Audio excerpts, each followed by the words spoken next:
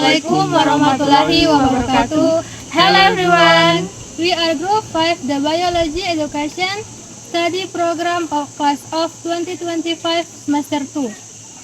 Guided by our lecturer Miss Vivin Krismawati Mojanggo SS MPD. Before we start, let us introduce ourselves first.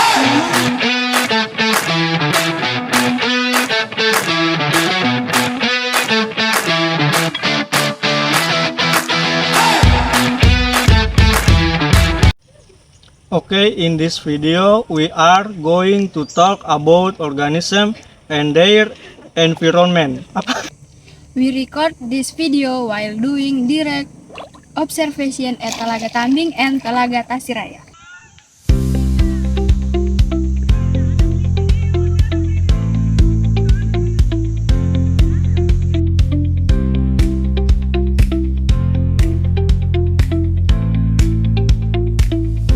And there we saw different kind of living things and how they interact with their surroundings. So, what is an organism? Basically, an organism is any living thing. For example, humans, animals, plants, and even very small things like bacteria and viruses.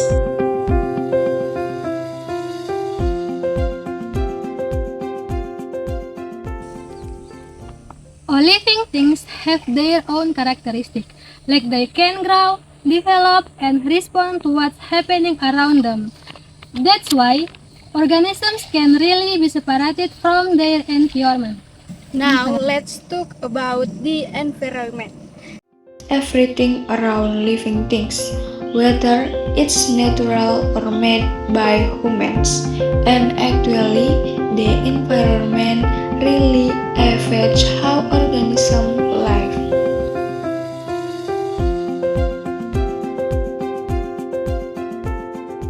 Environment. It has two main parts. First, abiotic component, which are non-living things. Second, biotic component, which are living things. So organism and the environment are close connected.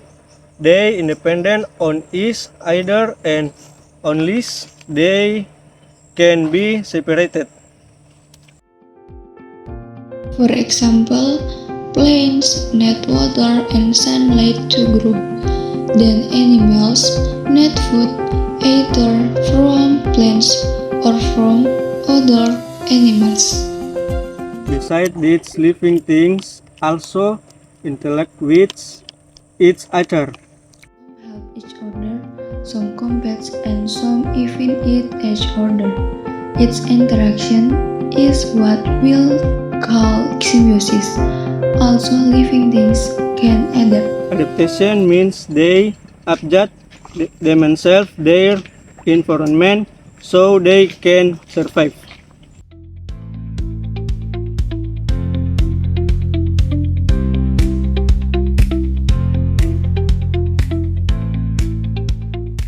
If we look around us, there are actually many examples.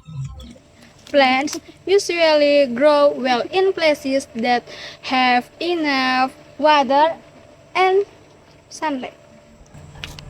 We can also see food chains.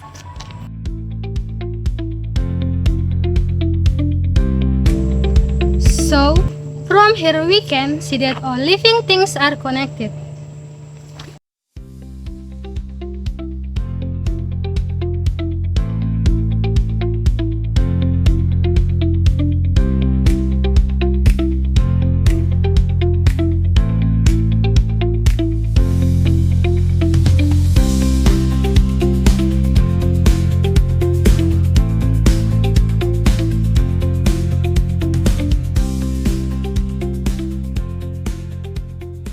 During our observation, we around many living things around us, especially plants and insects. We also saw environment competence such as soil, air, and sunlight. Most of the plants in the area were growing well because they got enough sunlight. So, plants were growing in open area while others were growing under larger trees. We also found insects on leaves, flowers, and tree branches. Some insects were moving from one plant to another while looking for food. From what overhead, plants provide food and shelter for many small organisms. Clouds also see that living things and their environment are connected in everyday life. This observation helped us understand the topic better because we could see the examples directly around us. And from this observation, we can see how important an environment is for supporting life. The environment has a really important role in supporting life. For example, soil contains small organisms like worms and microorganisms. They help break down that organism into nutrients. And then about nutrients are used by plants. Water is also very important for living things. And of course, sunlight is important. Without sunlight, plants can make their own food. For example, planting things and taking care of natural is a positive thing, but littering or destroying for is definitely negative. So it's really important for us to take care on our environment. So, as a conclusion, organism and their environment are closely related. They depend on each other and keep interacting all the time. From observation, we can see that living things and need support from its environment to survive and grow. We also learned that the environment provides important components such as water, earth, soil, and sunlight, which are needed by living things. On the other hand, living things also influence their environment through various interaction and activities. Homes have a particularly important role because our actions can aid, report, or damage the environment. Therefore, we should be more responsible in protecting nature, starting from simple action such as keeping our surroundings clean, plant trees, and reducing waste.